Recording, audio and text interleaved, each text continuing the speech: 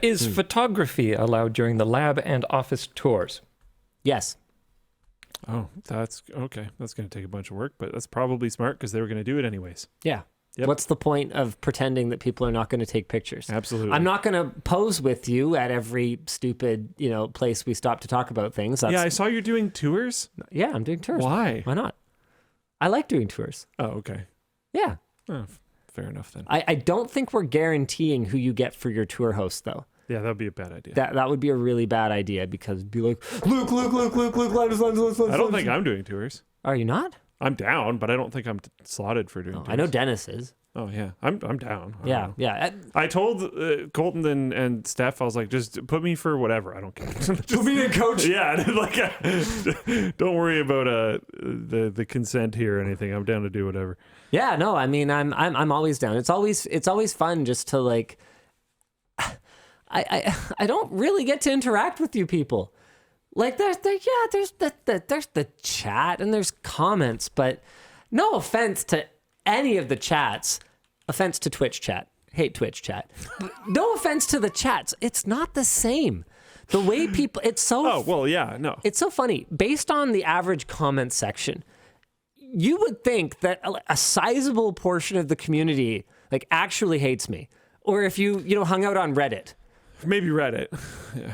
But anytime I talk to someone in person, You and your darn shipping. they're just the nicest people ever. Yeah. And it's awesome because when you strip away the anonymity of the internet, people are actually not f***ing horrible for the most part.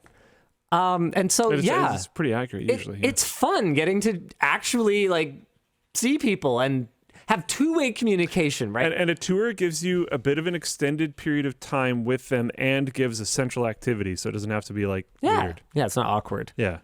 It's good. No offense, some of you, while nice, are awkward. Oh, yeah. I But had you to knew learn that. like social engineering skills to have conversations with the fans. I've told you about that, right? The whole step to the side thing. Step to the side. So when you have a conversation with someone, you meet at a show. Yeah. If you can tell they're like getting like speech jammered because they're feeling really awkward and unsure how to proceed with the conversation. Yeah. One of the many tools that you can use is just kind of like take a half step to the side and kind of lean over to the side a little bit so that they would have to turn a very odd amount to face you.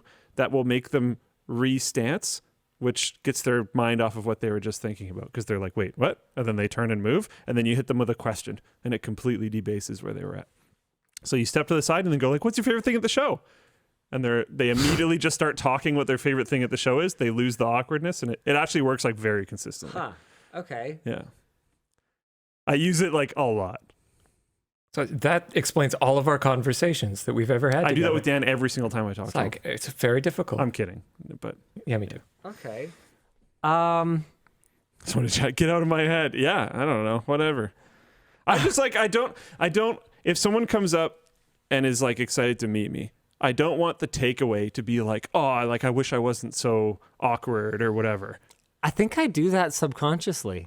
I'm trying to think. As soon as you said, what's your favorite thing at the show? I was like, yeah, I always say that. Yeah. I don't know if I do the shift thing, but I definitely. I told you the shift thing like many years ago. I give so it like maybe, 2 or 3 but- steamboats, and then I just like start talking to them. Yeah. Yeah. Interesting. Miss Josie says, Luke psychologically manipulating people for their own good. King of the nerds knows his subjects. I just like, so day 9, before I did any of this stuff, I Yeah. met day 9 down at a PAX event that was outside of PAX called Red Bull Land, Yeah. where there was this really, really cool custom StarCraft tournament, whatever. Yeah. And he had like a meet and greet afterwards, and it was super positive, and everyone had a really great time. But we had started working together, but this was still when I was like behind camera. And I remember thinking at that event, like, man, if I ever end up being in a situation like him where people want to meet me, I want them to come away from it feeling like that was actually like kind of cool. Because I've met people, like when I was like 14 or something, I met Todd Howard. Mm-hmm. I remember walking away from it being like, that was just a dumb interaction. Like I had no idea what to say. I didn't expect he was going to be. He was just like walking around PAX. I didn't expect it was going to happen. And it was like, he was cool. He was fine and everything. But just like, I was very in my head about it. Mm-hmm. And So I had that event. I had meeting day 9, and I was just like, man, I want the people that meet me to exit with good feelings. Right. And then when people started recognizing me, again at PAX, I noticed that there was this loop of like speech jammer, this is awkward, Right. don't know what to say. So I was like, I need a way to fix this. And then, yeah. I had a terrible interaction with a celebrity recently, and it was completely my fault. Okay. Story time or? I guess. I really hope there's no video of this online, but Victor Axelsen, who is the world #1 men's badminton singles player, current world champion, kind of a big deal in the badminton space anyway. He came to do an exhibition, and I was drawn to play 2 points with him. And there's like maybe 150 really? people. So on the first point, I actually played a really good shot right out of the gate, and he had to lift it to the front court, which meant that all I had to do was just pound it down anywhere, and I would actually get a point, which would have been pretty cool because very few of the like 10 or 15 people that went up actually did score points on him. He's like godlike, basically. But I kind of got lucky. I wasn't like dressed for it or anything, and so I think I kind of blindsided him a little bit by actually playing a decent shot. And so he was like, oh, and he, like, got it obviously because he's a badminton god, but whatever. The point is, I completely whiffed it. Oh no. So the ceiling in the Richmond Oval is so high, and I had never played there before. My depth perception was completely off.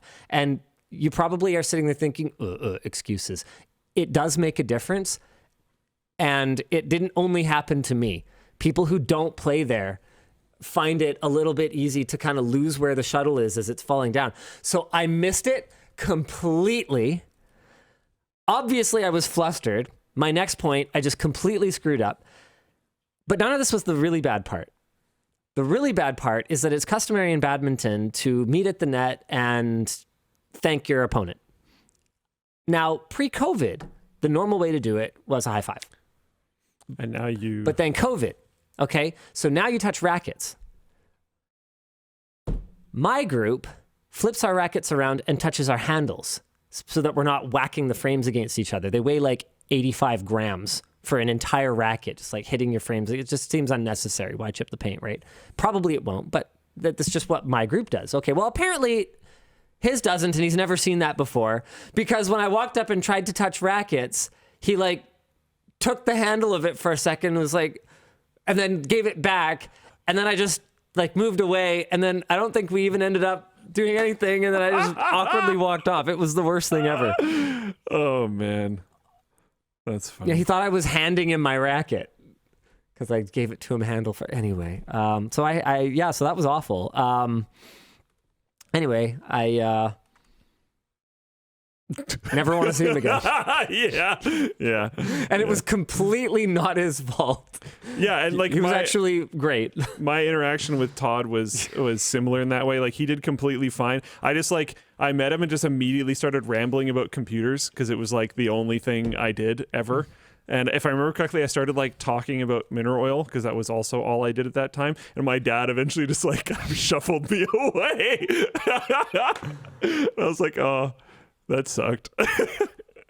Amazing. Well. It's okay. Okay, thankfully nobody has uploaded video of this. I know it exists because I had some friends in the audience and they were like, LOL, and like sent me highlights of the failure. Oh man, brutal.